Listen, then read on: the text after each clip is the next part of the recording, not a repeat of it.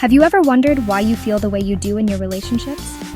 Why some people seem so comfortable with closeness, while others pull away or worry constantly? The answer often lies in something called attachment. It is the deep emotional bond we form with the most important people in our lives. This bond is not just a nice feeling, it is a fundamental human need, hardwired into our brains for survival. From the moment we are born, we seek connection. We need to feel safe, seen, and soothed by those who care for us. This first bond becomes the blueprint for all our future relationships. This need for connection is as essential as our need for food or water. Think about a baby crying for its mother. The baby isn't just hungry or wet. It is crying out for comfort, for the reassurance that someone is there. When a caregiver responds with warmth and consistency, the baby learns that the world is a safe place and that they are worthy of love and care. This early dance of connection and response builds the foundation of our emotional world. It teaches us how to trust, how to receive love, and how to give love. It shapes our expectations about relationships for the rest of our lives. The powerful idea of attachment was first explored by a psychologist named John Bowlby. He observed that our deep need to connect with a primary caregiver is a basic survival instinct. In our evolutionary past, staying close to a protective adult meant staying safe from danger. This instinct has not gone away. Even as adults, we carry this need for a secure connection with a special person. When we feel securely connected to our partner, we feel stronger, more confident, and better able to handle life's challenges. Our partner becomes our safe harbor in a stormy world. So, when we talk about love and romance, we are really talking about attachment. We are talking about that primal need to have someone we can count on, someone who will be there for us no matter what. The arguments and conflicts that couples have are often not about the dishes or the money. They are protest cries against a perceived emotional disconnection. Underneath the anger or the silence is a raw, vulnerable question. Are you there for me? Do I matter to you? Can I count on you? Understanding this helps us see our relationships in a new, more compassionate light. The first and most foundational attachment style is called secure attachment. Imagine a child playing happily at a park. They run off to explore the slide and the swings, but every so often, they glance back to make sure their parent is still there, watching them with a warm smile. This child feels confident and safe to explore the world because they know they have a secure base to return to. People with a secure attachment style carry this feeling of safety and confidence into their adult lives. They learned early on that their needs would be met with love and reliability, creating a deep sense of trust in others and in themselves. This secure foundation is built brick by brick in childhood. When a child with a secure attachment feels scared, sad, or hurt, they know they can go to their caregiver for comfort. They are confident that their parent will soothe their tears, listen to their worries, and help them feel safe again. This consistent and loving response teaches the child a powerful lesson. My feelings are valid, and I am not alone in my distress. They learn that reaching out for help is a good and effective thing to do. This creates an internal model of relationships as a source of comfort and strength, not fear or anxiety. In adulthood, this translates into a healthy and balanced approach to love. Individuals with a secure attachment style are comfortable with intimacy and closeness. They do not fear being dependent on their partner, nor do they shy away from their partner depending on them. They see interdependence as a natural and beautiful part of a loving relationship. They are able to communicate their needs and feelings openly and honestly, and they are also skilled at listening to and responding to their partner's needs. They trust that their partner has their best interests at heart, even during disagreements. Because they have a positive view of themselves and others, securely attached individuals can handle the natural ups and downs of a relationship with grace. They are not easily threatened by conflict, seeing it as an opportunity to solve a problem together, rather than as a sign of impending doom. They can give their partner space when needed, and welcome them back without punishment or resentment. They have achieved a beautiful balance between connection and autonomy, creating relationships that are resilient, trusting, and deeply satisfying for both people involved. This is the goal we can all strive for. Now, let's explore another pattern: anxious attachment. This style, also known as preoccupied attachment, develops when a child receives love and care from their parents, but in an inconsistent way. Sometimes the parent is wonderfully attentive, warm, and responsive. But at other times, they might be distracted, overwhelmed, or unavailable. This unpredictability creates a lot of uncertainty for the child. They learn that they have to work very hard to get their caregiver's attention and affection. They might become clingy or demanding because they are constantly worried that the connection might suddenly disappear. This child grows up with a deep-seated fear of abandonment. Because their caregiver's presence was so unpredictable, they never felt fully secure in the relationship. They might have felt that they had to be extra good, extra quiet, or even act out just to make sure their parent was paying attention to them. This creates an internal working model where they believe they must constantly monitor their relationship and strive to keep their partner close. They often have a positive view of other people, but a more negative or insecure view of themselves, wondering if they are truly worthy of consistent love. In adult romantic relationships, this anxiety plays out in a very recognizable way. A person with an anxious attachment style often craves a great deal of closeness and intimacy. They may fall in love quickly and idealize their partner and the relationship. However, this deep desire for connection is paired with a constant fear that their partner will leave them. They are highly sensitive to any sign, no matter how small, that their partner might be pulling away. A text message that isn't answered right away, or a slight change in tone, can trigger intense feelings of anxiety, fear, and even panic. This constant worry can lead to behaviors that, ironically, push their partner away. They might need constant reassurance of their partner's love. They might call or text frequently, wanting to know where their partner is and what they are doing. They may become jealous easily or interpret their partner's need for personal space as a rejection. Their inner world is often a turbulent place, filled with worry about the stability of the relationship. Underneath it all is that same childhood cry, "Please don't leave me. Please show me that you love me." Understanding this helps us see the deep need behind the anxious behaviors. In contrast to the anxious style, we have the avoidant attachment style, sometimes called dismissive avoidant. This pattern often forms when a child's attempts to connect with their caregiver are consistently rebuffed or dismissed. When this child reached out for comfort or closeness, their parent may have been emotionally distant, uncomfortable with displays of feeling, or even outright rejecting. The parent might have encouraged extreme independence from a very young age, sending subtle or direct messages like "handle it yourself," "big kids don't cry," or "don't be so needy." The child learns a painful but important lesson for their survival. The lesson they learn is that reaching out for emotional support is pointless and leads to rejection.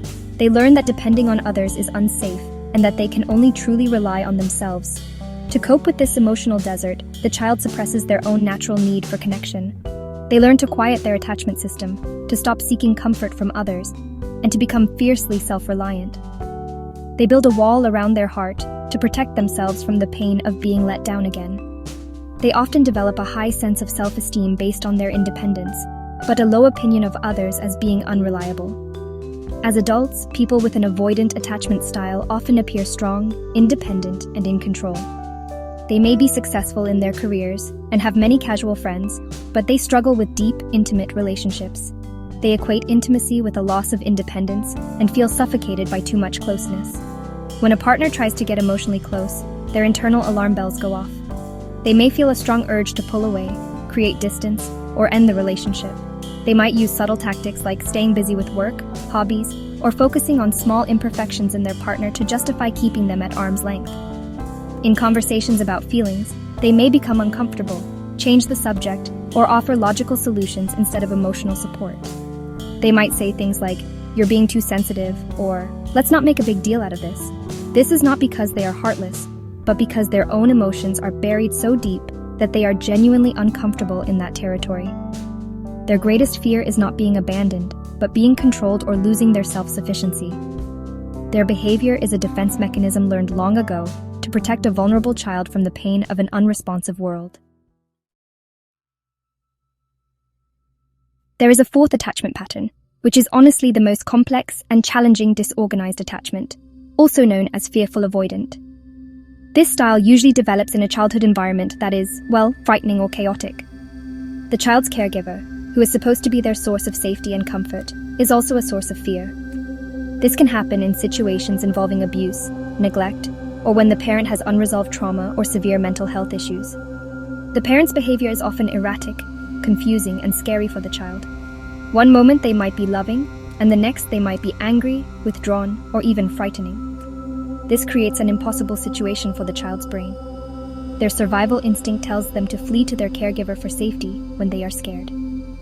But what happens when the caregiver is the one causing the fear? The child is trapped in a paradox. The person they want to run to is the person they need to run from. They want to get close for comfort, but they also want to pull away for safety. This internal conflict is deeply disorganizing for the child's developing mind. They just can't form a coherent, organized strategy for getting their needs met, so their behavior can seem strange and contradictory. As adults, individuals with a disorganized attachment style, well, they carry this internal conflict into their romantic relationships. They deeply desire intimacy and connection, much like someone with an anxious style. They long for a loving, secure bond. However, at the same time, they're actually terrified of it. They learned in childhood that the people you love can also hurt you deeply. As a result, they have a very hard time trusting others. They're caught in this painful push and pull dynamic. They might pull a partner close, only to suddenly push them away when they feel too vulnerable or scared. Their relationships are often turbulent and feel chaotic, both for them and their partners. They may have a negative view of both themselves and others, feeling unworthy of love, yet simultaneously distrustful of anyone who offers it. They might sabotage relationships as they start to get serious, because the fear of being hurt becomes overwhelming. They might be prone to mood swings and have difficulty regulating their emotions. They live in a state of high alert, constantly scanning for danger in the relationship, stuck between their profound need for love and their deep-seated fear of it. The patterns we have discussed, secure, anxious, avoidant, and disorganized, do not appear out of thin air. They are direct echoes of our earliest relationships. Our brains are incredibly adaptive, especially when we are young. We learn what to expect from the world based on our interactions with our primary caregivers. These early experiences create what psychologists call an internal working model of relationships. This model is like a set of unconscious rules or beliefs about how relationships work. It guides our feelings, thoughts, and behaviors in our connections with others throughout our lives. If you had parents who were consistently available, responsive, and sensitive to your needs, you likely developed a secure working model. You learned that you are lovable and that other people can be trusted to be there for you. This creates a blueprint for relationships that are based on trust, safety, and mutual respect. You go into the world expecting connection to be a positive experience. This isn't because you had perfect parents. No parents are perfect. But because they were good enough in their attunement and repair of the inevitable small disconnections of daily life. Conversely, if your caregiver was inconsistent, sometimes warm, sometimes distant, you might have developed an anxious working model. Your blueprint for relationship says, I have to work hard to keep love, and I might lose it at any moment. You might believe you have to be vigilant, and even demanding to ensure your needs are met. If your caregiver was consistently distant or rejecting of your emotional needs, you likely developed an avoidant working model. Your blueprint says, depending on others leads to pain. I must rely only on myself. You learned to expect rejection and to protect yourself by not needing anyone too much. And in the most difficult scenarios, where a caregiver was a source of fear, a disorganized model is formed. The blueprint is chaotic and contradictory, filled with messages like, I need you, but you hurt me. Come here, go away. This internal map is confusing and makes navigating the world of relationships incredibly difficult. It's crucial to understand that these models were brilliant adaptations for survival in our specific childhood environment. A child who learns to be avoidant with a rejecting parent is protecting themselves. The problem is that these old maps may not serve us well in our adult relationships today. When these attachment styles enter the world of adult romance, they create distinct patterns of interaction. Let's imagine a common pairing, an anxiously attached person and an avoidantly attached person. This is often called the anxious-avoidant trap or dance. The anxious partner, craving closeness and reassurance, moves toward the avoidant partner. They might ask for more time together, more communication, and more validation of the relationship's strength. This very move for closeness triggers the avoidant partner's fear of being suffocated and losing their independence. In response, the avoidant partner does what their childhood taught them to do. They pull away. They might become quiet, get busy with work, or say they need space. This withdrawal, of course, is the anxious partner's worst fear come to life. It confirms their belief that they are about to be abandoned. Their anxiety skyrockets, and they pursue their partner even more desperately, perhaps with pleading, anger, or constant calls. This pursuit makes the avoidant partner feel even more trapped, causing them to withdraw further. They are now stuck in a painful cycle where each person's defensive strategy triggers the other's deepest fears. Now consider a relationship between two securely attached people. When a conflict arises, they approach it differently. They can express their own needs and feelings while also staying attuned to their partner. For example, if one partner feels neglected because the other is working long hours, they can say, "I miss you, and I've been feeling a little lonely lately. Can we plan a special date night for just us this weekend?" The other partner, instead of getting defensive, can hear the underlying need for connection. They might respond, "You're right, I've been so focused on this project. I miss you too." A date night sounds wonderful. Finally, think about how these styles affect everyday life. The secure person trusts that their partner's love is stable, even if they have a bad day. The anxious person might interpret a partner's bad mood as a sign that the relationship is in trouble. The avoidant person might prefer to deal with stress by being alone, which can feel like a rejection to their partner. The disorganized person might experience both intense neediness and a sudden desire to flee, leaving their partner confused and walking on eggshells. Recognizing these patterns is the first step toward changing the dance and creating a more secure connection. Understanding these styles is interesting, but the real power comes from identifying your own pattern. The best way to start is through gentle self-reflection. Think about your current and past relationships. Do you find yourself often worrying about your partner's feelings for you and craving constant reassurance? Do you feel a deep need for closeness, but also find that small signs of distance can send you into a panic? If so, you might lean toward an anxious attachment style. Your focus is often on maintaining the connection, sometimes at the expense of your own peace of mind. On the other hand, do you value your independence and self-sufficiency above all else? Do you feel uncomfortable when a partner gets too emotionally close or makes too many demands on your time? Do you prefer to handle problems on your own and tend to shut down or pull away during emotional conversations? If this sounds familiar, you might have an avoidant attachment style. Your primary strategy is to maintain your personal space and autonomy, sometimes at the expense of true intimacy. It is about protecting yourself by not needing others too much. Perhaps you find that you relate to both of these descriptions. Do you long for a deep, loving connection, but also find yourself terrified of it? Do your relationships feel like a roller coaster of intense closeness followed by a sudden urge to run away? Do you struggle to trust your partners, even when they have done nothing to deserve your suspicion? This confusing mix of wanting love and fearing it is the hallmark of a disorganized attachment style. It can feel like you are constantly at war with yourself, wanting to get closer, but being too scared of getting hurt. Finally, consider the secure style. Do you generally feel comfortable with intimacy and interdependence? Are you able to communicate your needs effectively and also listen to your partner's needs? Do you trust your partner and believe in your own worthiness of love? While very few people are 100% secure all the time, if this generally describes your approach to relationships, you likely have a primarily secure attachment. Remember, these are not rigid boxes. Most of us have a primary style but might show traits of others, especially under stress.